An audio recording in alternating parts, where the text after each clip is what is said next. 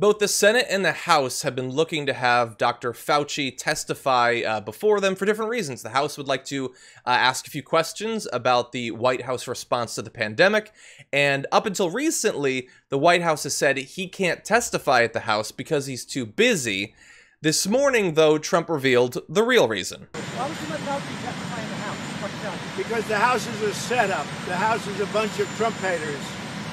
They put every Trump hater on the committee, the same old stuff.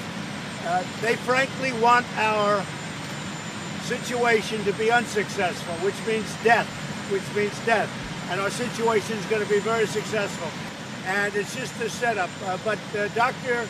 Fauci will be testifying in front of the Senate, and he looks forward to doing that. So making clear there that no, it's not that he's too busy. In fact, I'm going to send him to the Senate, which is, of course, conveniently controlled by Republicans. The House, no, I'm not going to. Why? Because they're Trump haters. They don't get to speak to the doctor that is at the heart of the White House response to a pandemic that has killed more than 70,000 Americans because they don't like me enough. So their job to do oversight over me, no, they don't get to do that unless they like me. So here's another...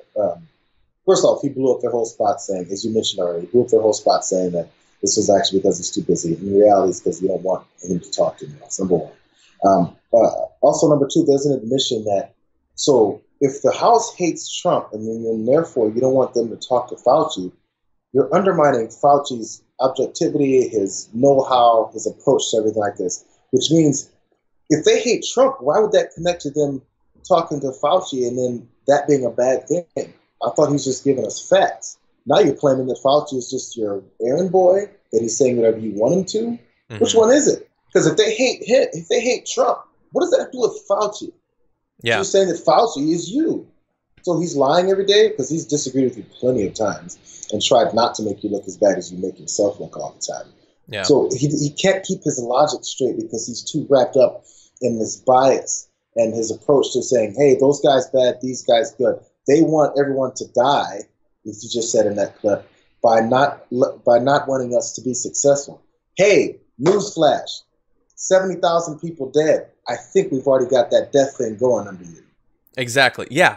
No, like, it would be one thing if, man, you'd really nailed it, and the Democrats who secretly want to destroy the economy, even though we always criticize them as being like way too willing to do the work of economic elites, Wall Street, all of that. He misses that. He thinks they're against the economy and they want people to die. If you had successfully been protecting people, but buddy, you've failed worse than my worst fears, my worst nightmares. You've failed more than that.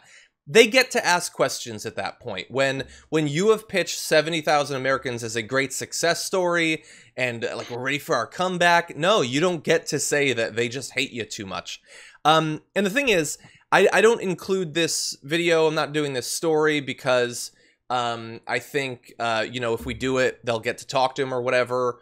It's as a warning that Trump has, like when we were talking about impeachment and what happens if he survives this, is that he'll be freed up. There'll be no oversight.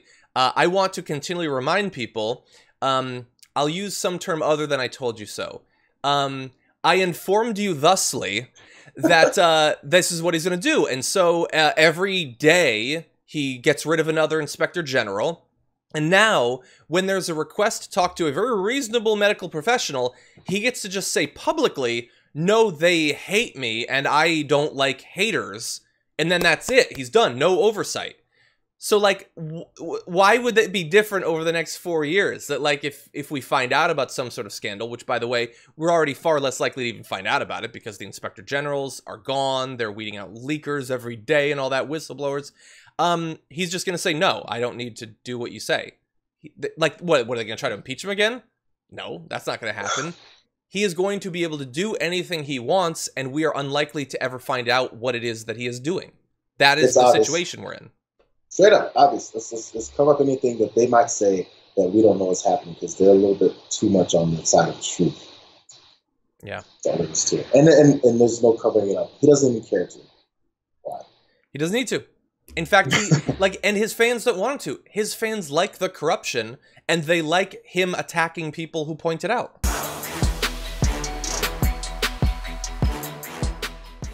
Check out the Damage Report podcast each day, wherever you get your podcasts, whether Pocket Casts or Stitcher or iTunes.